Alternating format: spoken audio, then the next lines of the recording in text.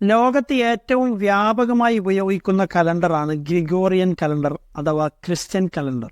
ഈ കലണ്ടറുമായി ബന്ധപ്പെട്ടാണ് നമ്മൾ എ ഡി എന്നും ബി സി എന്നും ഉപയോഗിക്കുന്നത്. എ ഡി എന്നത് ആനോ ഡൊമിനി എന്നതിൻ്റെ ഷോർട്ട് ഫോമാണ്. കർത്താവിൻ്റെ വർഷത്തിൽ എന്നാണ് അതിൻ്റെ അർത്ഥം. അതുപോലെ ബി സി എന്നത് ബിഫോർ ക്രൈസ്റ്റ് എന്നതിൻ്റെ ഷോർട്ട് ഫോമാണ്. ക്രിസ്തുവിൻ്റെ ജനനത്തെ അടിസ്ഥാനമാക്കിയാണ് ഈ കലണ്ടർ നിലകൊള്ളുന്നത്.